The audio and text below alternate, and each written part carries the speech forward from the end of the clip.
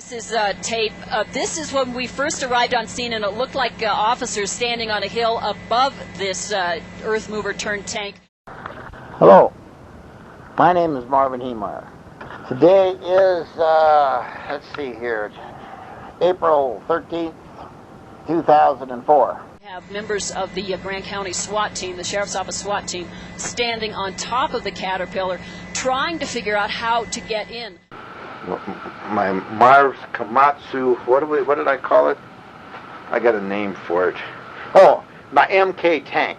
It seems again, as we talked about earlier, that it was very systematic, that he was picking and choosing where he was going. He was very deliberate in his choices. Yeah, there may well have been a method to his madness, which is probably a good way to look at it right now. But when you take 10 years of my life away and just piss it down the drain and are happy about it and ecstatic about it, no. I've taken all I can take. That Marv didn't know anything about this, and so he tried to sell the previous owner, the land back, and he didn't have enough money. Or maybe I'm just going to put you down. But it's going to cost you millions. What's up, guys? It's the Flamed Applesauce again, and we're back with another one. It's a sunny day, birds are singing, and the Rocky Mountains are overlooking your quiet town. Suddenly, at 2 in the afternoon, you feel the ground tremble in downtown Granby, Colorado. The thought of an earthquake burns in your mind, but in reality it's something more dangerous. It's a man driven by revenge and a vehicle fueled by hatred. It comes barreling into the town and has a list of targets on its mind. I am referring to the event spurred by Marvin Heemeyer and his machine dubbed the MK Tank. So, today we have Marvin Heemeyer, Cody Docheff, Glenn Trainor, Governor Bill Owens, Jim Holohan, and last but not least, the MK Tank. Now that we have our appetizers and all of the, supporting cast and characters, it's time for the entree. Marvin Heemeyer was born on October 28, 1951, on a dairy farm in South Dakota. When he was 20 years old, he joined the Air Force and was stationed in Colorado at the Larry Air Force Base. Around this time, he ran a chain of muffler shops in Denver that did pretty well. And around 92, he bought 2 acres of land near Granby, Colorado for $50,000. He bought it for a business partner and had no intention of staying there. At the auction in which Marvin bought the property, Marvin was approached by Cody Docheff. Cody had his mind set on the 2 acres Marvin had bought for his business partner. They went back and forth trying to make a deal, but neither one could come to an agreement. Cody had planned to build a concrete plant in the lot that he had owned, and the property that he owned next to Marvin's property. Cody was informed by the zoning commission that he should try and acquire Marvin's property to try and give him extra room to be away from businesses and residential housing.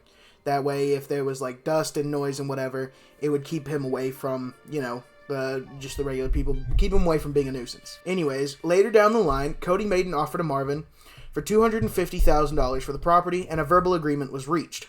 All's good, no problems, fantastic. Cody goes to the town board and gets approval for his concrete plant. It should also be noted that Cody had previously owned the land that Marvin had bought. He already had it a while ago, but there was a kerfuffle with the town and the FDIC, which will be covered later in the video. Marvin had an appraiser come out and re-evaluate his property, in which the appraiser stated that his property was worth more than $250,000. It was in fact worth $375,000. So Marvin reneged the deal, which the Docheffs eventually agreed to. Eventually, Marvin went back on his word, apparently. So the deal was off again, and Marvin had tried to sell Cody the property. So the deal was off again, and Cody had attempted to buy the property for 3 or 4 times. Finally, Cody decided that he was going to just buy some property on the other side of the plant. So there's Cody's, then there's Marvin's, and then there was another set of land to the other side of Cody's property. Upon hearing this, Cody offered Marvin to buy Marvin's land for $450,000, and they had originally agreed on it, but Marvin said that he wanted him to buy it swapped the lands, and Cody had agreed on it. Then later, Marvin came back and said he wanted Cody to rebuild the garage on the other property. So $450 plus the building would have come to about $1 million in value. Cody couldn't accept this deal. $1 million for 2 acres of land? That's ridiculous. This information was provided by Sky High News, and after hearing the retelling of the events through Marvin's perspective, Sky High's version is confusing. I listened to Marvin. He had 2 hours and 45 minutes worth of audio recordings. I listened to all 2 hours and 45 minutes. I went through like 6 or 7 different articles, and all of them, both sides, had different versions of what happened. Every story has so many different sides. There's only one truth, and usually no one ever tells it. The truth is always something that's a mix of everything. But anyways, Marvin went gung-ho against the expansion of the concrete factory, and according to Sky High News, Susie Dochev stated he was not negotiating anything. We could have given him the subdivision, and he wouldn't have accepted it. She also stated that it didn't seem like he was actually going in, really doing anything with the property. He never worked many hours at the muffler shop. He was only there 3 to 4 days a week. So now that it was impossible to negotiate with Marvin, Cody decided to go to the Granby Zoning Commission. The commission really liked the plan idea and proceeded with deliberation. The piece of property that Cody had bought was not zoned properly for what he needed to build the concrete plant on. It was zoned for something else. I don't remember. But the gist of it is that property was not zoned right, and for him to get it zoned correctly, it would have to go like months and months of deliberations and planning and hundreds of thousands of dollars. Very expensive, very time consuming. And they found a loophole in the legality of how to change the zoning. That's what him and the zoning commission were trying to do. Of course, that's what happened. Cody and the zoning commission were trying to speed up the process because Granby, Colorado was a relatively small town. Everybody knows everybody, and if you have a place of power and you got a friend up high, why not use them, You say, hey, can you do me this favor? And they're like, oh yeah, we've been friends for forever. That's fine. But anyways, Marvin was on his opposition campaign. Originally, he had several supporters, and he revved up the backers by saying, the environment will suffer. Marvin says that the townspeople of Granby were eco-Nazis. So he knew that by saying that the plant would be dirty and bad for the environment, everybody would be like, no, get rid of this plant. Anyways, the plant was proven to be really clean. His campaign fizzled out as the plant kept proving to be safe, clean, potentially very successful. The final blockade that Marvin had tried to do was a noise complaint, and the plant passed the noise inspection done by the EPA. Now, on Marvin's side of the problem, he was in violation of city and state requirements for a building. His sewer line wasn't connected to the city's main. Whenever you have a building, you are supposed to connect to the city's main sewer system. That way everything stays clean, everything can be monitored, I hate that, we have to pay to hook up and then you have to pay to use it. But I mean, it makes things easy and it also keeps things clean. Doing the work on our house, all the requirements and stupid... your deck has to be this high. Your water has to be hooked up with this connector. It's complete bullshit, and it makes me so... But of course, I'm complying with all the codes and regulations. I admit, I slightly feel Marvin's irritation. Back to the case. He was warned about this several years before now and decided to dismiss it, and it came back to bite him in the ass. The state shut down his business and fined Marvin for not being on the sewer system. In response to this, he was reported to mumble, "I'm going to bulldoze this place to the ground." After he did that, he said, "I'm done. I'm sick of this town. I'm sick of these people." Marvin sold all of his land and the belongings inside to the Granby Trash Company for $400,000. However, not everything sold. The only thing that didn't sell was the Komatsu D355A bulldozer he bought in California for $14,000 in 2002. Today, that is worth $24,000. During my research, I found a dozer, the same Komatsu D355A, for $95,000 in, once again, California. There's also one in China for $77,000, but it wasn't as interesting because, it's not from the place that Marvin got his. Anyways, recently, YouTuber Whistlin' Diesel bought a working Komatsu D355A, and as he bought it, he went out of his way to have it shipped through downtown Granby, Colorado, taunting the citizens. I find it kind of funny, Since Marvin's dozer didn't sell, he had delusions that God himself was preparing him for this holy sanctioned crusade. So the construction of the tool of justice wielded by a supposed messenger of God, that's a capital G on all those, by the way, was underway. Now, Marvin took out a lease on the property he sold to the trash company and erected a wall between the two sides. He had his side, and then there was the trash company's side. Once he put up the wall, he backed up the dozer into the garage, his half, and he states later that he could have gone for a smaller tank, or a smaller dozer. It must have been, he goes, it had to have been God's intervention that the dozer I bought had less horsepower than another version that he was looking at. It was a little more expensive. But he stated that he thinks it was God's intervention that he bought that one, and it had just barely scraped in. He said that it scraped the walls as he came in through the door. After doing so, he took the dozer in and started forging his divine blade. It took Marvin a year and a half to construct the legendary MK tank.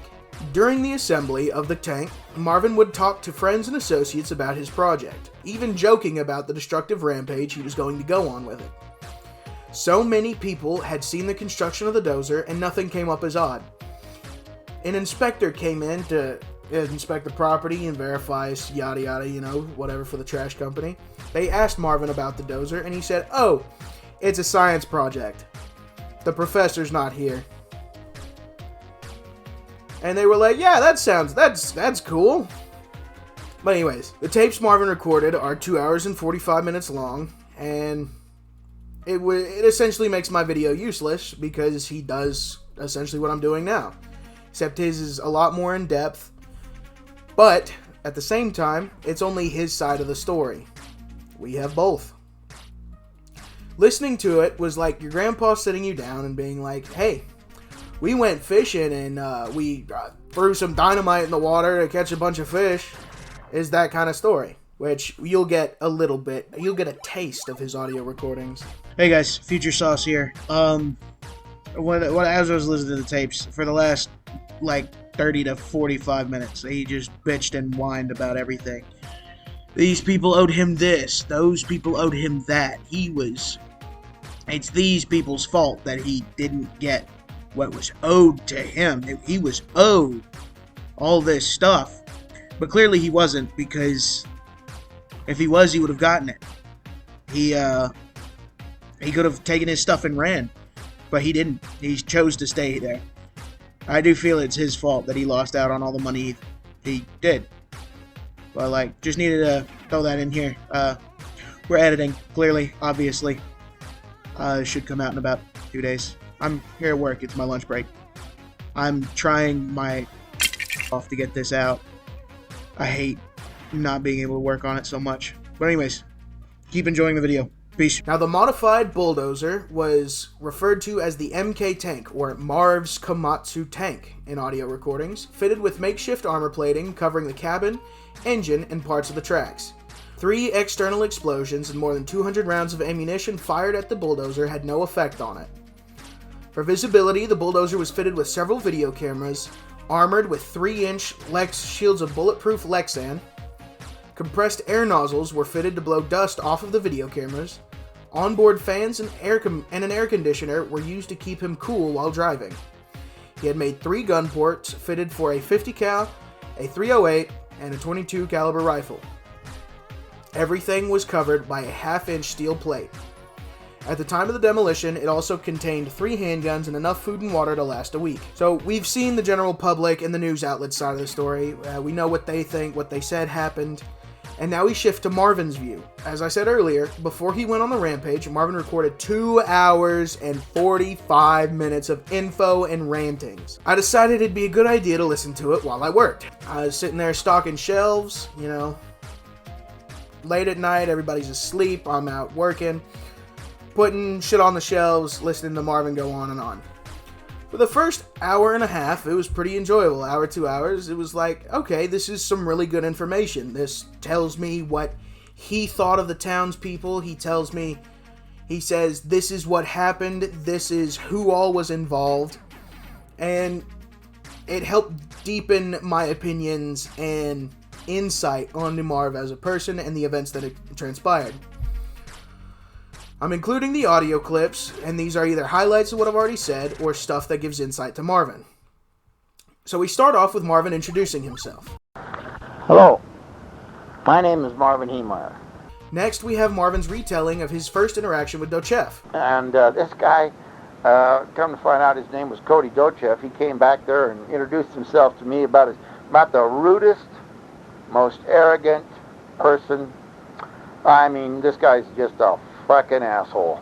He explains further that after Marvin bought the property that Dochev wanted, he offered the property to him for the same amount that he bought it for, and Marvin would just be on his way. So I offered it to him that day for what I was going to sell it to John for, because I could tell the guy was pissed off, and I wasn't there to piss off any people. I mean, this is the only guy of all the properties that sold before his that was doing any screaming at anybody during the auction. Like I said, I tried to sell Cody the property the day I bought it in the spring of '92.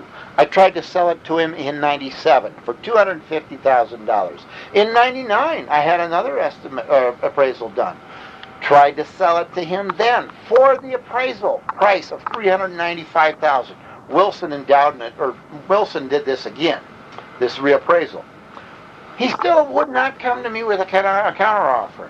Interestingly, Marvin states at several points in time that he wasn't there to ruffle feathers or step on toes. So, I'm still not wanting to push this deal because this is a small community and, I need to fit in and I'm not, pressured. This is not one of those things I felt that you needed to do in a community where I'm new in. After this, he elaborates on why the townspeople might dislike Marvin because of the history of what has happened throughout the town. What had happened is these people with the savings and loans failed. These people that own property and stuff up there didn't have any place to make payments. So what they did, they didn't know what to do. So instead of putting the money aside every month, supposedly they went out and spent the money. Well, then after a couple of years or whatever it took to straighten those deals, that savings and loan thing out, FDIC wanted their money all at once from these people that hadn't made these payments. Something else to note is that Marvin repeatedly states he was doing everything by the book, following the rules. He just had to apply to the town and pay them the fees and, follow the rules. There were reports of people saying, why doesn't Marvin have to do things? Why does he not have to do whatever? It's interesting to me that the townspeople, several of them had said that he had no respect for authority. He didn't follow the rules of everything. He was literally in the Air Force. He had to follow rules. They have rules and you have to follow them.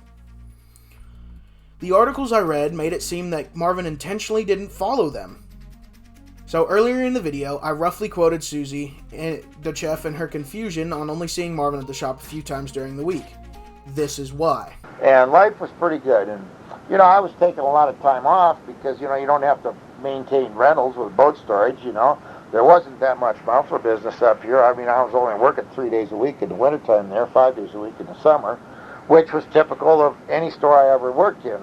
As far as the summer was concerned, I never had any store ever open more than 5 days a week unless I'd just open one up. Then I might work a Saturday to, make sure that all the revenue was coming in. Know how to play by the rules. I played within the parameters of what was supposed to be done. There were 160 properties sold that day, and I bought it just like everybody else bought their property. And, there's no reason why didn't this guy have enough money to buy this property? I mean, it was an auction. He should have known that there was going to be people bidding against him.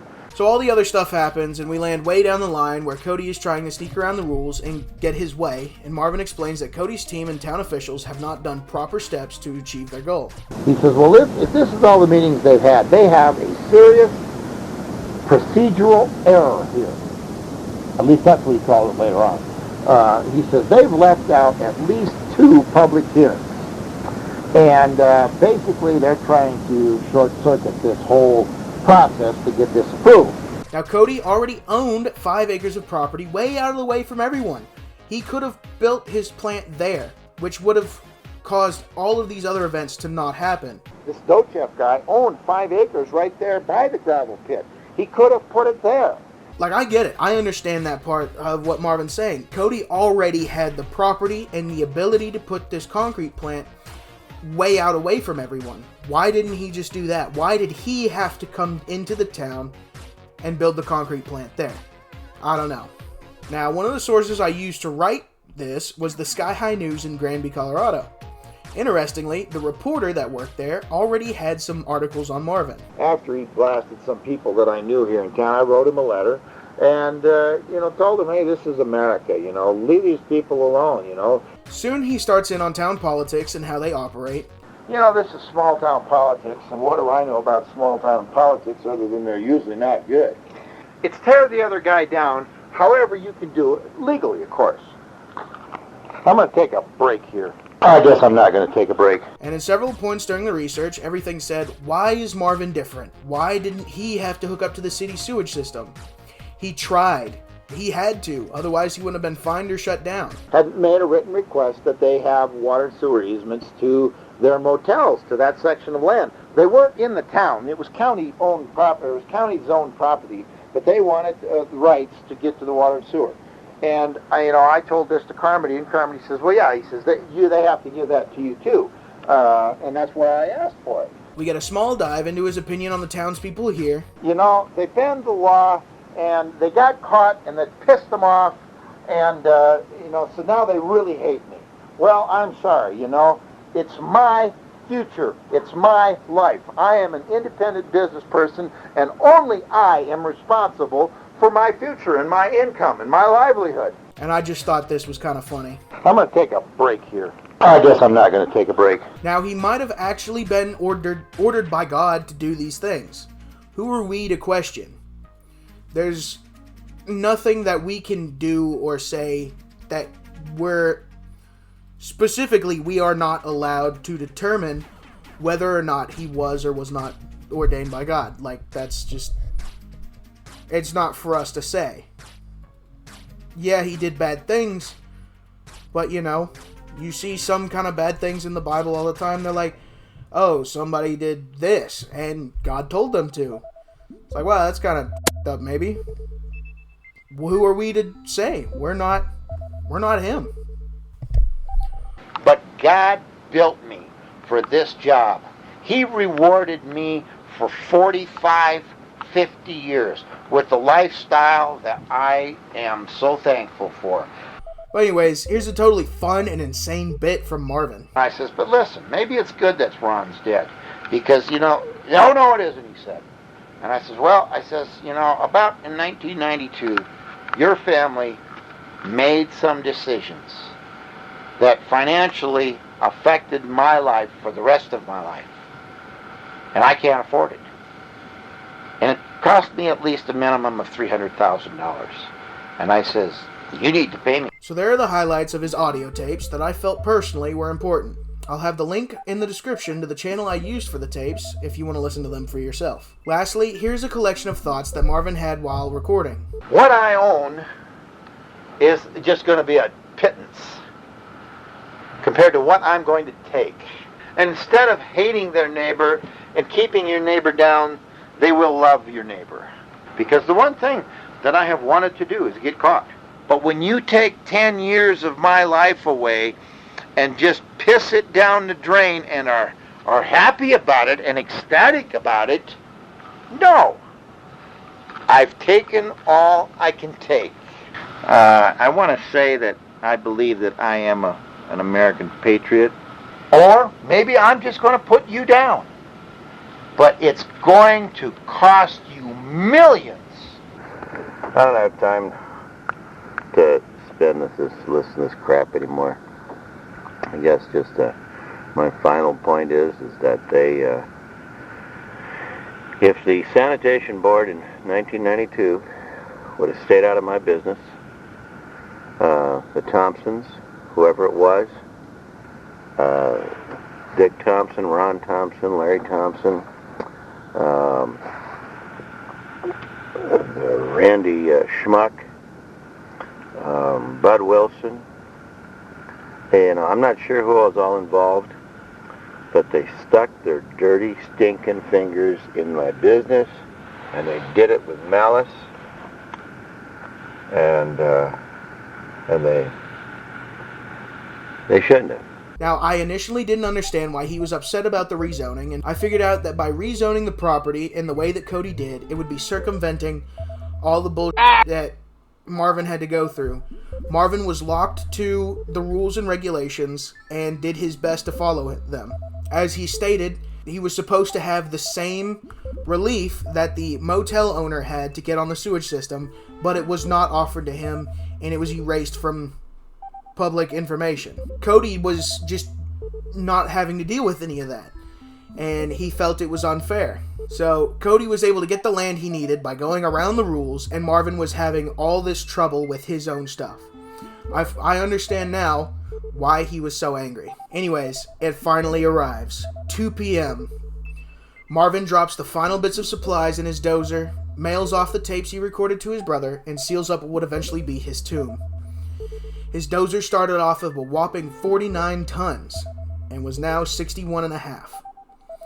It was too big to fit out the garage door, so he said F it and just took out the building. His first target was the concrete factory, and several of the workers attempted to stop the dozer by shoving things into its treads. After no progress from the ground assault on the dozer, Cody hops in his loader and tries to stop him. But Marv's dozer just has more power than Cody's loader, and Marv fires off several shots at Cody, reportedly just missing. Finally, a win for Marv. Next, the state troopers and sheriffs show up, clashing with Marvin. The two exchange bullets like stormtroopers firing at the main character.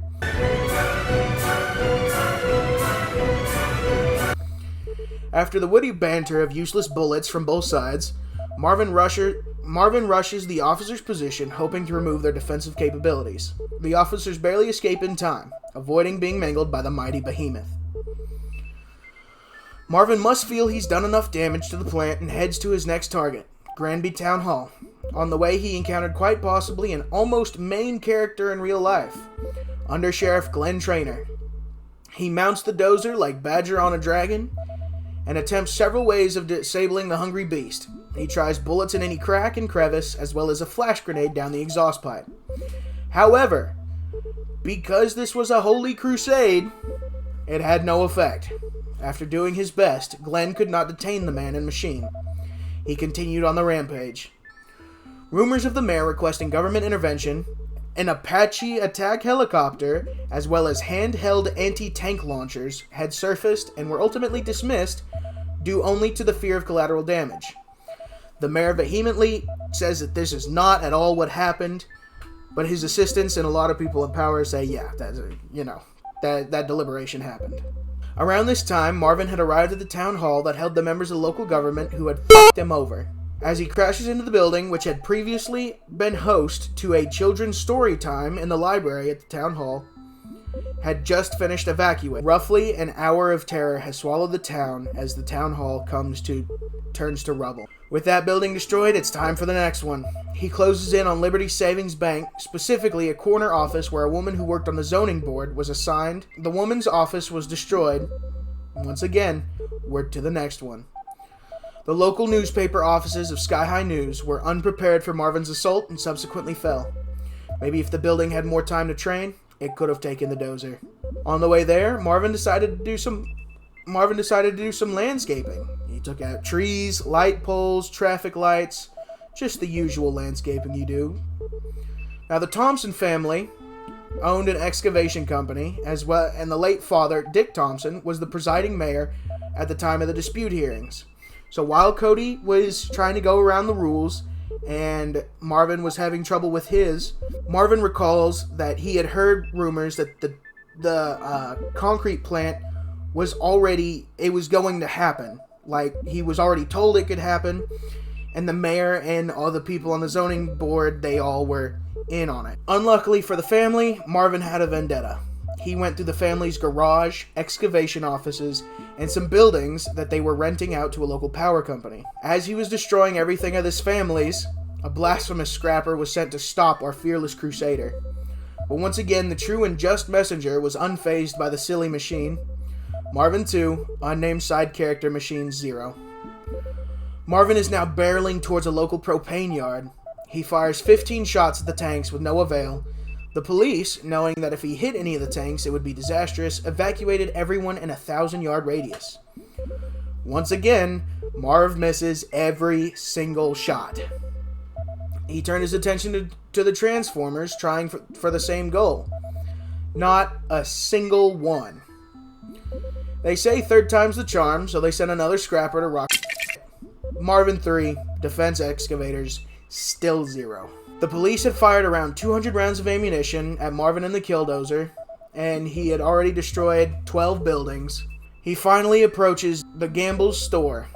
He smashed through the storefront, and due to the fact that his dozer weighed 69 tons, he fell through the floor into the basement.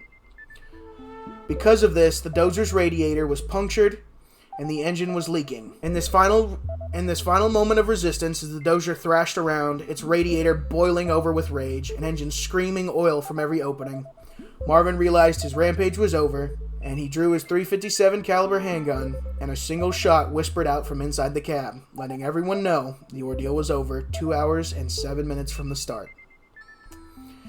In total, 13 buildings were destroyed, about $2 million in damages, and the whole town was shaken up from the experience. Fast forward in time a bit, and the story of Marvin's rampage spread, and slowly the internet regarded him as hero or villain, depending on their opinion. People started uploading his videos to YouTube and Reddit, each gaining popularity and fame. Also coined at this time, due to a 1974 sci-fi movie called Killdozer, about an alien who possesses a bulldozer, the nickname Killdozer was placed into the Internet History Hall of Fame. The popular opinion is that Marvin is one of the last great American folk heroes. Several memes were made, such as these.